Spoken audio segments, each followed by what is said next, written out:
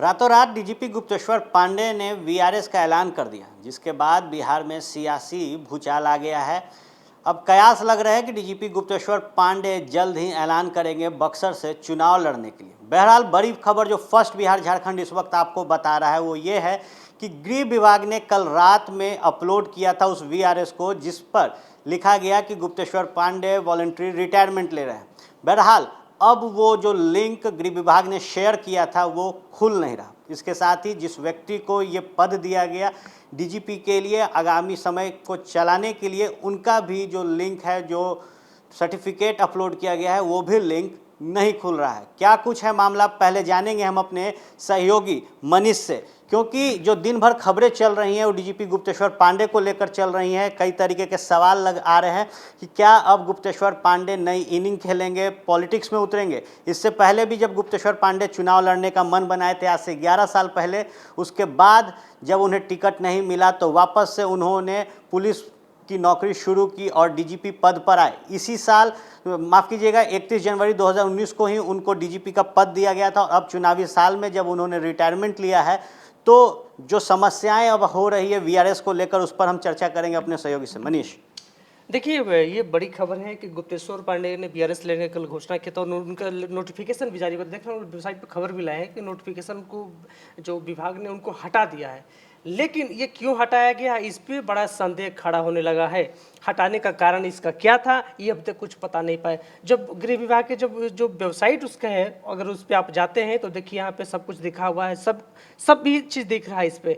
लेकिन ये जो श्री गुप्तेश्वर पांडे का जो सेवानिवृत्ति के संबंध में लेटर है और जो अतिरिक्त प्रभार जो देने की बात हो रही थी, उन दोनों लेटर जो है वेबसाइट पर खुल नहीं रहा है। देखिए, इस पर खबर पर दिख नहीं रहा है, ये पेज खुला नहीं। गुप्तेश्वर पांडे का जो पेज है वो खुल नहीं रहा है।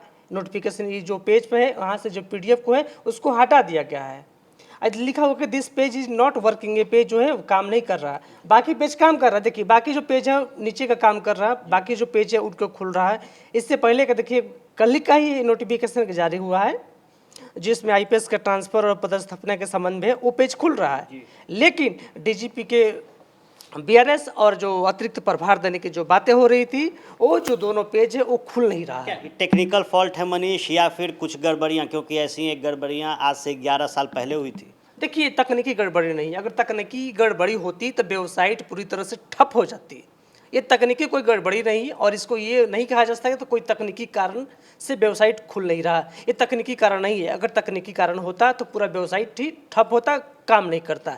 कोई एक फाइल नहीं खुलता, बेसिकली एक फाइल नहीं खुलता। रातों रात वीआरएस लेना, उसके बाद कई तरीके के सवाल खड़े हो रहे हैं, क्या वो भी एक अहम वजह हो सकती है? बिल्कुल, ये संदेह खड़ा कर रहा है कि आखिर अचानक नोटिफिकेशन जारी किया गया और अचानक क्यों हटाया गया, आखिर कौन सा कारण हो गया, क्या हो गया कि रात रातों में ये इसको नोटिफिकेशन को हटा दिया गया है। आखिर क्या हो गया कारण, नोटिफिकेशन जारी होने के बाद ऐसा कौन सी मुसीबत आ गई कि नोटिफिकेशन को हटाना पड़ा है।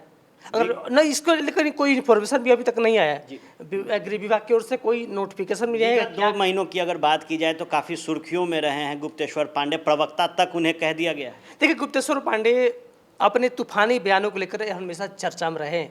कई बार ऐसा हुआ है कि लाइव के दौरान सीएम नीतीश कुमार ने कई बार उनको ज़्यादा बोलने के कारण भी कई बार फटकार भी लगा चुके हैं। और सुशांत केस में डीजीपी गुप्तेश्वर पांडे बहुत ही सुर्खियों में रहे और बड़े कई चैनलों पर लाइव में एक विपक्ष ने आरोप लगाया था कि वो सरकार के प्रवक्ता की तरह बोल रहे हैं। तो हाँ, बीजेपी ने जो शिवसेना के संजय राउत का जो कहना था, तो संजय राउत ने तो यहाँ तक कह दिया था कि गुप्तेश्वर पांडे बीजेपी के आदमी हैं और बीजेपी की ही भाषा बोलते हैं।